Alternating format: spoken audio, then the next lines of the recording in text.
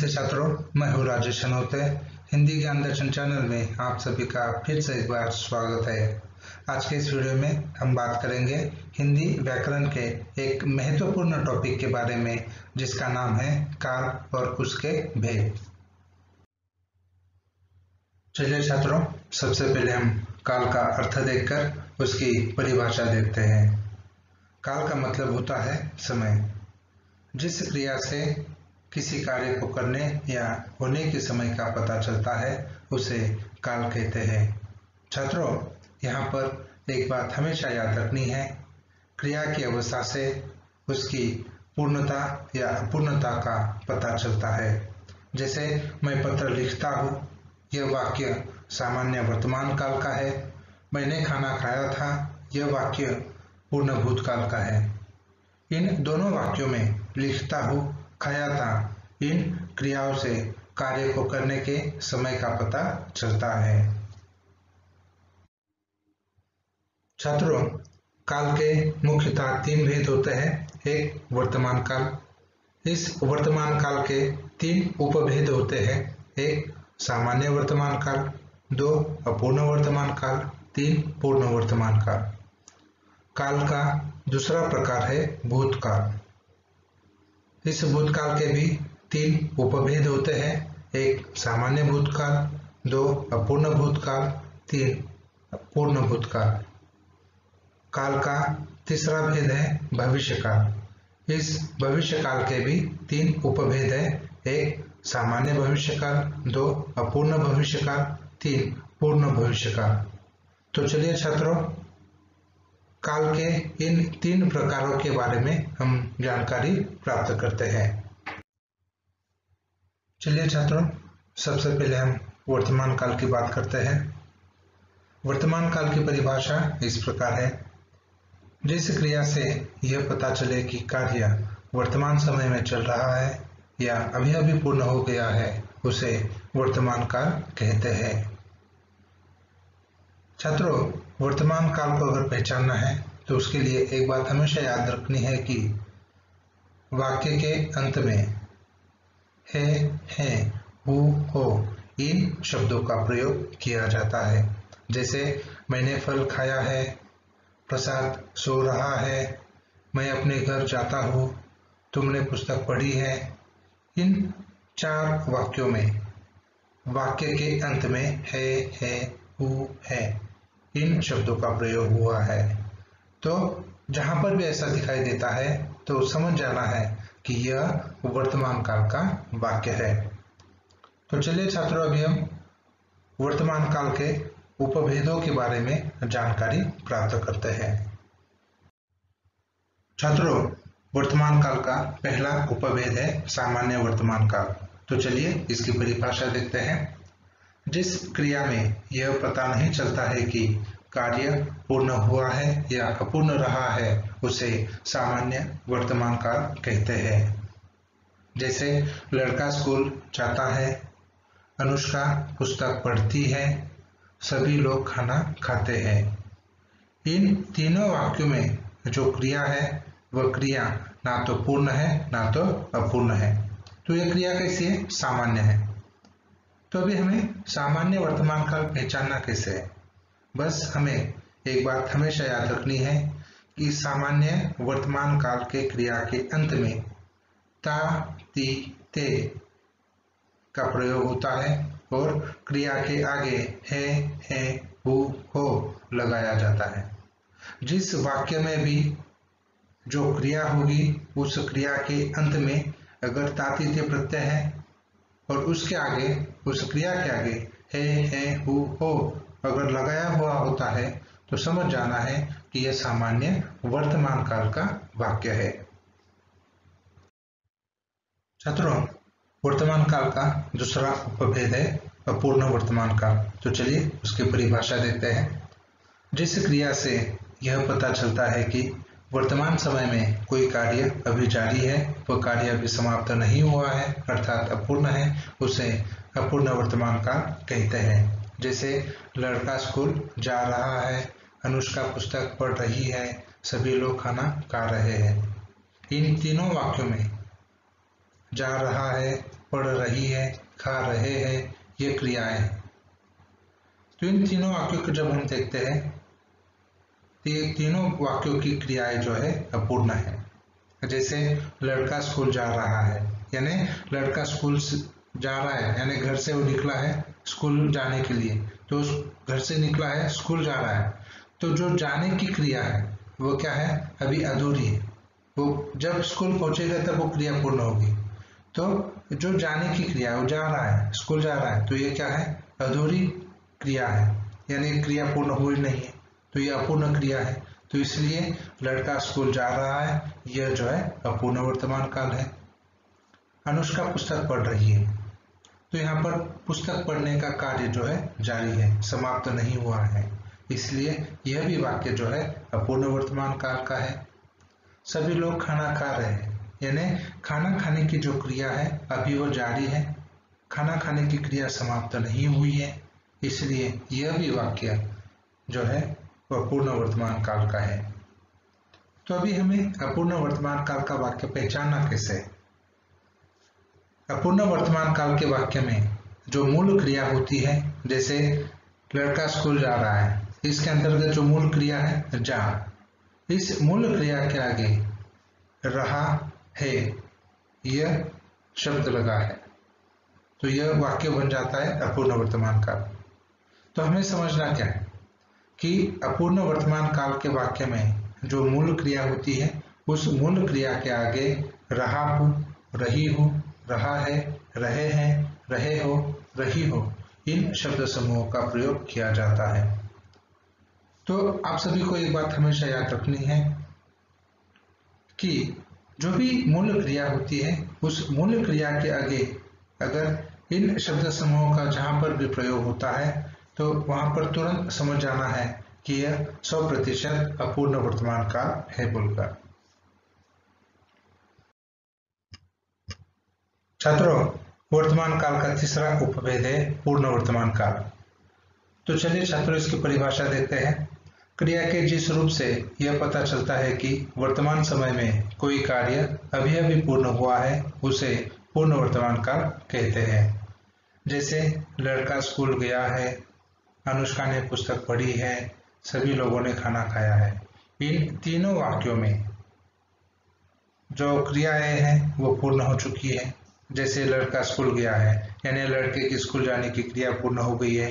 अनुष्का ने पुस्तक पढ़ी है, यानी पुस्तक पढ़ने की क्रिया पूर्ण हो गई है। सभी लोगों ने खाना खाया है, यानी यहाँ पर लोगों का खाना खाने की जो क्रिया है वो भी पूर्ण हो गई है।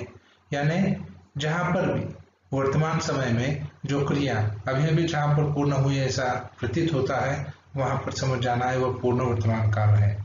तो अब ये पूर्ण वर्तमान काल पहचानना कैसे है। एक सबसे आसान तरीका है कि पूर्ण वर्तमान काल के वाक्य में क्रिया के अंत में आ, ई, ए, या का प्रयोग होता है और उसके आगे है, हु, हो लगाया जाता है। जैसे कि यहाँ पर देखिए लड़का स्कूल गया है, यानी लड़का स्कूल गया, या लगा है और है उसके आगे है लगाया जाता है, तो यह होता है पूर्ण वर्तमान काल का वाक्य है।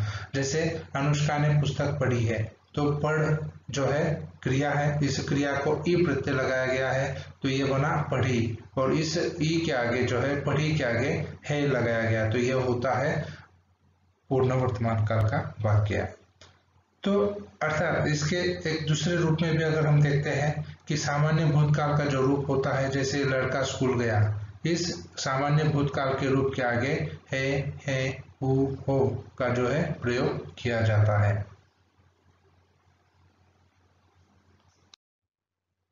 छात्रों, काल का दूसरा भेद है भूतकाल। तो इस भूतकाल की परिभाषा इस प्रकार है, जिस क्रिया से उसके बीते हुए समय का पता चले उसे भूतकाल कहते हैं। जैसे मित्र ने मेरा काम किया, इस वाक्य में मित्र ने मेरा काम किया, यह जो है बीते हुए समय की क्रिया हमें दर्शाती है, तो इसलिए यह वाक्य जो है भूतकाल का वाक्य है। तारे चमक रहे थे, तो बीते हुए समय में तारे चमक रहे थे, तो इसलिए यह भी वाक्य जो है भूतकाल का वाक्य है। अंजलि लिख रही थी, यानी बीते हुए समय में अंजलि लिखने के कार्य जो है कर रही थी, तो इसलिए यह वाक्य भी जो है भूतकाल का है। सूरज निकला था, यानी बीते हुए समय में सूरज निकला था, यानी सूर्योदय हुआ था, तो इसलिए ये वाक्य भी जो है भूतकाल का है। भूतकाल का पहला उपभेद है सामान्य भूत का। तो चलिए इसकी परिभाषा देखते हैं। जिस क्रिया में यह पता नहीं चलता है कि क्रिया पूर्ण हो गई थी या अपूर्ण रही थी, उसे सामान्य भूतकाल कहते हैं। जैसे लड़का स्कूल गया, अनुष्का ने पुस्तक पढ़ी, सभी लोगों ने खाना खाया। इन तीनों वाक्यों की क्रियाओं में पूर्णता या अपूर्णता का पता नहीं चलता है, तो इसलिए तीनों वाक्य सामान्य भूतकाल के वाक्य कहलाते हैं। तो अभी सामान्य भूतकाल के वाक्य को पहचानना कैसे है? तो यहाँ पर हर किसी को एक बात हमेशा याद रखनी है कि सामान्य भूतकाल के क्रिया के अंत में आ, ई, ए, या का प्रयोग होता है और क्रिया के आगे था, थी, थे नहीं लगाया जाता है। बस एक बात याद रखना है हमेशा कि क्रिया के अंत में आ, ई, ए जो है प्रत्यय लगे रहते हैं और उस क्रिया के आगे था, थी, थे नहीं लगाया जाता। भूतकाल का दूसरा उपभेद है अपूर्ण भूतकाल। तो चलिए इसकी परिभाषा देखते हैं। क्रिया के जिस रूप से यह पता चलता है कि भूतकाल के समय में कोई कार्य जारी था, वह कार्य समाप्त नहीं हुआ था, अर्थात अपूर्ण था, उसे अपूर्ण भूतकाल कहते हैं। जैसे लड़का स्कूल जा रहा था, अनुष्का पुस्तक पढ़ रही थी, सभी लोग खाना खा रहे थे। इन तीनों वाक्यों में जो क्रियाएं हैं वह अपूर्ण है। जैसे कि देखिएगा, लड़का स्कूल जा रहा था, यानी बीते हुए समय में लड़का स्कूल जा रहा था, यानी उसके स्कूल जाने की क्रिया जो है जारी थी, समाप्त नहीं हुई थी, तो इसलिए लड़का स्कूल जा रहा था, ये जो है अपूर्ण भूतकाल का वाक्य है। अनुष्का पुस्तक पढ़ रही थी, अब इस वाक्य में भी पुस्तक पढ़ने की क्रिया जारी है, समाप्त नहीं हुई थी वो क्रिया, तो इसलिए यह वाक्य भी जो है अपूर्ण भूतकाल का वाक्य है। अभी अपूर्ण भूतकाल का वाक्य पहचानना कैसे है? इसके लिए बहुत आसान तरीका है। हमें एक बात हमेशा याद रखनी है कि अपूर्ण भूतकाल के वाक्य में जो मूल क्रिया होती है, उस मूल क्रिया के आगे रहा था, रही थी, रहे थे, इन शब्द समूहों का प्रयोग किया जाता है।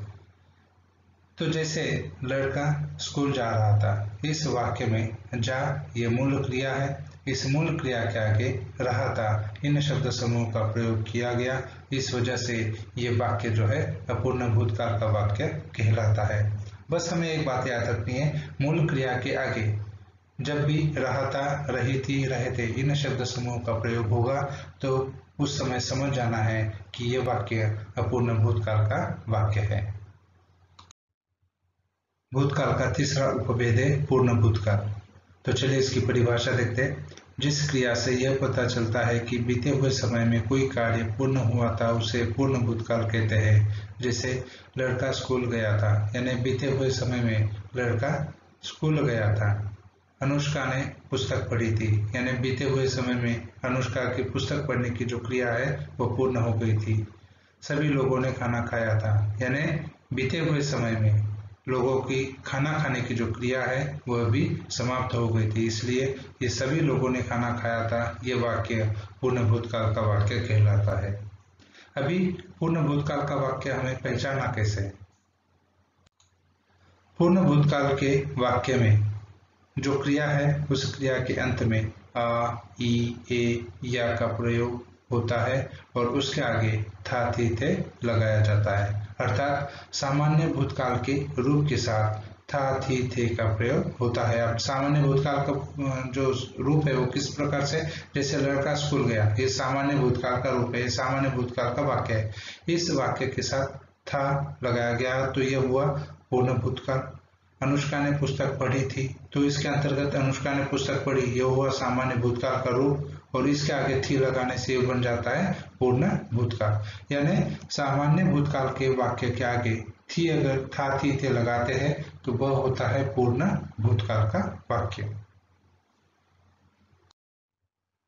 काल का तीसरा भेद है भविष्यकाल। उसकी परिभाषा इस प्रकार है। क्रिया के जिस रूप से यह पता चलता है कि कार्य आने वाले समय में होगा, उसे भविष्यकाल कहते हैं। जैसे वह दिल्ली जा चुका होगा, यानी आने वाले समय में वह दिल्ली जा चुका होगा। मैं फल खाऊंगा, यानी आने वाले समय में मैं फल खाऊंगा। सभी छात्र एक दूसरे की मदद कर रहे होंगे, यानी आने वाले समय में सभी जो छात्र हैं वह एक दूसरों की मदद कर रहे होंगे। सूरज निकल चुका होगा, यानी आने वाले समय में कुछ दिनों में या कुछ सालों में जो सूरज है वो निकल चुका होगा। यानी जो भी आने वाला समय है वो होगा, वो आने वाले समय में जो भी क्रिया होगी वह भविष्यकालीन क्रिया कहलाती है। भूतकाल का पहला उपभेद है सामान्य भविष्यकाल। इसकी परिभाषा इस प्रकार है, क्रिया के जिस रूप से आने वाले समय में कार्य का होना सूचित हो उसे सामान्य भविष्यकाल कहते हैं। जैसे लड़का स्कूल जाएगा, अनुष्का पुस्तक पढ़ेगी, सभी लोग खाना खाएंगे। यानी आने वाले समय में लड़का स्कूल जाएगा, आने वाले समय में अनुष्का पुस्तक पढ़ेगी, आने वाला जो भी समय है उस समय में सभी लोग खाना खाएंगे। तो यहाँ पर जो आने वाला समय है उस आने वाले समय में ये जो कार्य है स्कूल जाने का, पुस्तक पढ़ने का या खाना खाने का, ये जो यहाँ पर सूचित हो रहा है तो यह होता है सामान्य भविष्यकाल। अब जैसे कि लड़का स्कूल जाएगा, यानी आने वाले समय में लड़का स्कूल जाएगा। तो सामान्य भविष्यकाल को पहचाना कैसे कि सामान्य भविष्यकाल के क्रिया के अंत में एगा, एगी, एंगे, ऊंगा, ऊंगी, ऊंगे इन शब्दों का प्रयोग किया जाता है। भविष्यकाल का दूसरा उपभेद है अपूर्ण भविष्यकाल। तो चलिए उसकी परिभाषा देखते हैं। क्रिया के जिस रूप से यह पता चलता है कि भविष्यकाल के समय में कोई कार्य जारी होगा या वो कार्य समाप्त नहीं हुआ होगा, अर्थात अपूर्ण होगा, जहाँ ऐसी संभावना व्यक्त होती हो उसे अपूर्ण भविष्यकाल कहते हैं। जैसे लड़का स्कूल जा रहा होगा, यानी आने वाले समय में लड़का स्कूल जा रहा होगा। अनुष्का पुस्तक पढ़ रही होगी, यानी भविष्य में, यानी आने वाले समय में अनुष्का पुस्तक पढ़ रही होगी। सभी लोग खाना खा रहे होंगे, यानी आने वाला जो समय है भविष्य है, उस भविष्य में सभी लोग जो है खाना खा रहे होंगे। छात्रों, अपूर्ण भविष्यकाल को पहचानना भी बहुत आसान है। जिस तरह से हमने अपूर्ण वर्तमान काल देखा, अपूर्ण भूतकाल देखा, उसी प्रकार अपूर्ण भविष्यकाल को पहचानने का बहुत आसान तरीका है। जैसे अपूर्ण भविष्यकाल के वाक्य में जो मूल क्रिया है उस मूल क्रिया के आगे रहा होगा, रही होंगी, रहे होंगे इन शब्द समूह का प्रयोग किया जाता है। जैसे लड़का स्कूल जा रहा होगा, इस वाक्य में जा ये मूल क्रिया है और इस मूल क्रिया के आगे रहा होगा इन शब्द समूह का प्रयोग करके इस वाक्य को अपूर्ण भविष्यकाल के रूप में जो है जाना पहचाना जाता है। भविष्यकाल का तीसरा उपभेद है पूर्ण भविष्यकाल। इसकी परिभाषा इस प्रकार है, क्रिया के जिस रूप से यह पता चलता है कि आने वाले समय में कोई कार्य पूर्ण होने की संभावना है उसे पूर्ण भविष्यकाल कहते हैं। जैसे लड़का स्कूल जा चुका होगा, यानी लड़का आने वाले समय में स्कूल जा चुका होगा। अनुष्का पुस्तक पढ़ चुकी होगी, यानी आने वाला जो समय है, जो भविष्य है, उसमें अनुष्का पुस्तक पढ़ चुकी होगी। सभी लोग खाना खा चुके होंगे, यानी आने वाले समय में सभी लोग खाना खा चुके होंगे, यानी उनकी खाना खाने की जो भी क्रिया है वो समाप्त हो चुकी होगी। अब यहाँ पर देखिएगा,